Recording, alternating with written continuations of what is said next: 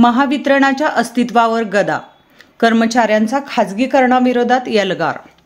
महावितरण कंपनीच्या पुनर्रचना प्रस्तावावरून राज्यातील वीज कर्मचारी, अभियंते व अधिकारी संतप्त झाले आहेत। महाराष्ट्र राज्य विद्युत कर्मचारी, अभियंते, अधिकारी कृती समितीने मुख्यमंत्र्यांना निवेदन सादर करून या प्रस्तावाची अंमलबजावणी तात्काळ थांबवावी अशी ठाम मागणी केली आहे।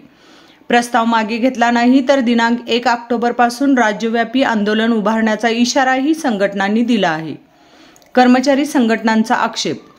कृती समितीच्या म्हणण्यानुसार महावितरण कंपनीने मांडलेला पुनर्रचना प्रस्ताव हा अपरिपूर्ण, अस्पष्ट व अव्यवहार्य आहे। कामगार संघटनांना चर्चेसाठी दिलेल्या सुधारित प्रस्तावात त्यांचे मत वा सूचना अजिबात स्वीकारण्यात आलेल्या नाहीत। शासनाची संमती आहे की नाही हे स्पष्ट करण्यात आलेले नाही।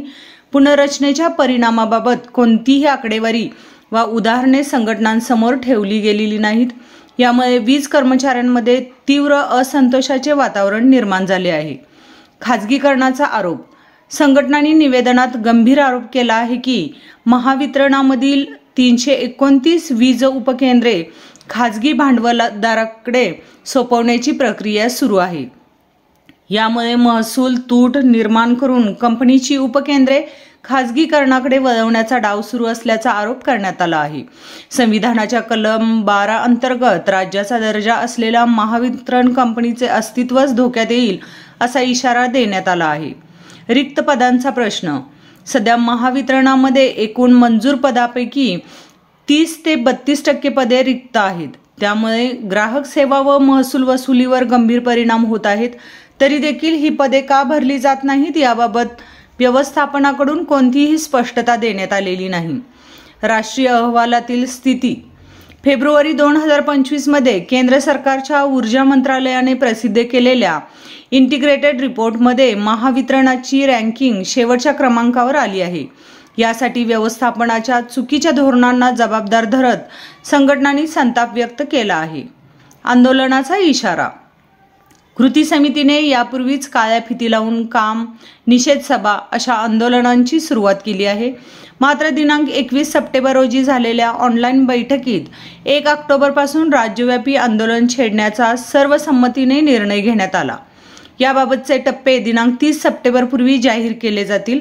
सरकारकडे मागण्या।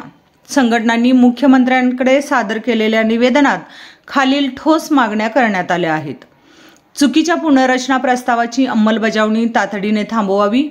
खाजगीकरणाचे प्रयत्न व समांतर वीज वितरण परवाना देण्याचे धोरण रद्द करावे। महावितरण कंपनीतील रिक्त पदे तात्काळ भरावीत। राज्य कंपनी व कर्मचारी यांच्या हिताचा विचार करून शाश्वत व सकारात्मक धोरण निश्चित करावे। औद्योगिक शांततेवर प्रश्नचिन्ह।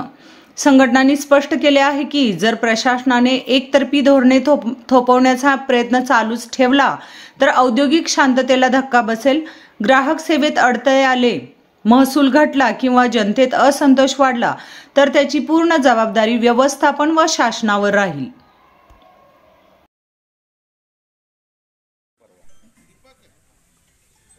जनतेच्या मालकीचा वीज उद्योग मोडीत करणाऱ्या कंपनी प्रशासनाचा, कंपनीच्या मालकीचा वीज उद्योग मोडीत करणाऱ्या राज्य सरकारचा, जनतेच्या मालकीचा वीज उद्योग मोडीत करणाऱ्या ऊर्जा मंत्र्यांचा, कामगारांच्या हक्कावरती गदा आणणारा एमपीआर रद्द झालाच पाहिजे। कामगारांच्या हक्कावरती गदा आणणारा एमपीआर रद्द झालाच पाहिजे। मनमानी कारभार करणाऱ्या कंपनी प्रशासनाचा, मनमानी कारभार करणाऱ्या कंपनी प्रशासनाचा आवाज दो, आवाज दो। अन्यायकारक रिस्ट्रक्चरिंग लागू करणाऱ्या कंपनी प्रशासनाचा, अन्यायकारक रिस्ट्रक्चरिंग लागू करणाऱ्या कंपनी प्रशासनाचा, मनमानी कारभार करणाऱ्या कंपनी प्रशासनाचा, मनमानी कारभार करणाऱ्या राज्य शासनाचा, मनमानी कारभार करणाऱ्या राज्य शासनाचा आवाज दो, आवाज दो। अन्यायकारक धोरण राबवणाऱ्या कंपनी प्रशासनाचा, जनतेचा वीज उद्योग मालकीचा वीज उद्योग विकणाऱ्या कंपनी प्रशासनाचा, जनतेच्या मालकीचा वीज उद्योग विकणाऱ्या राज्य शासनाचा, जनतेचा वीज उद्योग विकणाऱ्या राज्य शासनाचा आवाज जनतेचा वीज उद्योग विकणाऱ्या कंपनी प्रशासनाचा, जनतेच्या मालकीचा वीज उद्योग विकणाऱ्या कंपनी प्रशासनाचा, जनतेचा वीज उद्योग विकणाऱ्या राज्य शासनाचा आवाज दो, आवाज दो. हे या ना त्या कारणानं कंपनी ही खाजगीकरणाच्या दिशेने घेऊन जाण्याची वाटचाल करत आहे आणि त्यासाठी आपल्याला तितक्याच ताकदीनं हा लढा उभा करायचा आहे. आता सुद्धा आपण शुक्रवारी जी काय गेट मिटिंग झाली, संपूर्ण महाराष्ट्रभर आपण गेट मिटिंग आयोजित केल्या होत्या आणि त्यासाठी अत्यंत उत्स्फूर्त प्रतिसाद आपल्याला लाभला होता. असं असताना सुद्धा कंपनी प्रशासनानं सोमवारी हा एक MPR लागू केलेला आहे आणि त्यांनी ठरवलेलं आहे की 1 तारखेपासून कुठल्याही परिस्थितीमध्ये आपल्याला हे रिस्ट्रिक्शन लागू करायचं आहे. मित्रांनो, आपल्याला अजूनही तीव्र लढा या ठिकाणी उभा करायचा आहे. विद्युत कर्मचारी संघटनांनी या पुनर्रचनेला विरोध केलेला आहे. तरीही प्रशासनाने जबरदस्तीने ह्या 1 ऑक्टोबरपासून की पुनर्रचना करण्याचा निर्णय घेतला होता आणि त्या अनुषंगाने जर आम्ही सर्व ज्या आमच्या महत्त्वाच्या संघटना आहेत, ज्या 7 संघटना आता आलेल्या आहेत आणि बऱ्याचशा ज्या संघटना अजून बाहेर आहेत त्यांनासुद्धा आम्ही ह्यामध्ये विरोध करण्यासाठी बोलवित आहोत. तर ह्या पुनर्रचनेमध्ये जर तुम्ही बघितलात तर आतापर्यंतचं जे काही आपलं स्ट्रक्चर आहे याच्यामध्ये सर्व अधिकारी व कर्मचारी हे त्यांच्यावर पडणारी प्रत्येक जबाबदारी हे 24 आवर्समध्ये जवळजवळ पार पाडत असतात. परंतु आज ह्या रिस्ट्रक्चरिंगच्या माध्यमातून प्रत्येक कर्मचाऱ्याला एक विभागून असं सेपरेट काम दिलं जाणार आहे आणि हे काम म्हणजे कुठंतरी जे खाजगी कंपनीमध्ये चालतं तशा स्वरूपाचं काम ह्या कंपनीमध्ये जी सरकारी कंपनी आहे त्या सरकारी कंपनीमध्ये लागू होणार आहे आणि याच्यामध्ये जे काही सरकारी सेवेतील कर्मचारी आहेत हे सुद्धा कमी होणार आहेत. त्यामुळे निश्चितपणे जे काही बाबासाहेबांनी ह्या देशामध्ये घटना लिहून जास्तीत जास्त लोकांना सरकारी नोकरी मिळावी आणि त्यातून त्यांची आर्थिक उन्नती व्हावी असं जे एक धोरण पूर्वीच्या आपल्या समाजवादी म्हणणाऱ्या ज्या काही महापुरुषांचं होतं त्या महापुरुषांची विचारधारा कुठंतरी आजचं हे जे काही सरकार आहे ते कुठंतरी मोडीत काढत आहे व कुठंतरी अदानी किंवा अंबानी यांना हे सेक्टर आमचं जे सरकारी सेक्टर आहे ऊर्जा क्षेत्र हे त्यांच्या घशात घालण्याचा एक कुटील डाव ते आखूपात आहे आणि पुनर्रचना हे त्यातीलच एक धोरण आहे आणि त्याला कडाडून विरोध करण्यासाठी याच्यामध्ये भले आज आम्ही 7 संघटना उतरलेला असलो तरी ह्याच्यामध्ये जे काय आपले जनता आहे, ग्राहक आहेत यांना सुद्धा त्रास होणार आहे पुढे जाऊन आणि अजूनही जनतेला कुठल्याही विश्वासात ह्या सरकारनं किंवा आमच्या कंपनी प्रशासनानं विचारात घेतलेलं नाही आहे. तर आमच्या ह्या आंदोलनाच्या टप्प्याच्या माध्यमातून आम्ही जनतेला सुद्धा याच्यामध्ये जे काही हे खाजगीकरणाचं धोरण छुप्या पद्धतीनं सरकार आखूपात आहे किंवा आमचं कंपनी प्रशासन आखूपात आहे याला विरोध करण्यासाठी आज आम्ही एक सर्व संघटनांच्या माध्यमातून एक आराखडा तयार केलेला आहे. त्या आराखड्यातील आजचा हा आमचा 3रा टप्पा आहे जे हा द्वार सभेच्या माध्यमातून होत आहे. उद्या जे काही महावितरण कंपनीतील व्हॉट्सअपचे ग्रुप आहेत त्या ग्रुपच्या माध्यमातून जी काही कर्मचाऱ्यांना माहिती दिली जात असते ते ग्रुप सुद्धा आम्ही सोडणार आहोत आणि पुढच्या टप्प्यामध्ये महावितरण कंपनीनं आम्हाला दिलेले जे काही सिम कार्ड आहेत ते सिम कार्ड आम्ही जमा करणार आहोत आणि याच्यामध्ये ह्या आमच्या सर्व आराखडा आम्ही जो तयार केला आहे त्याच्या माध्यमातून आम्ही जनतेला सुद्धा याच्यामध्ये सहभागी करून घेणार आहोत.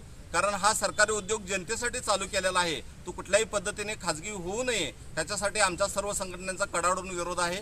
मी महाराष्ट्र राज्य मागासवर्गीय विद्युत कर्मचारी संघटनेतून परिमंडळ अध्यक्ष प्रकाश ठोंके या ठिकाणी बोलत आहे. साधारणतः गेल्या 15 वर्षामध्ये महाराष्ट्रातील वीज क्षेत्रातील सर्व कर्मचारी संघटना अधिकारी कर्मचाऱ्यांनी जितके म्हणून संप केलेले आहेत त्यापैकी एकही संप आमच्या वैयक्तिक कुठल्याही मागणी करता कुठल्या आर्थिक लाभावर संप केलेले नाहीत.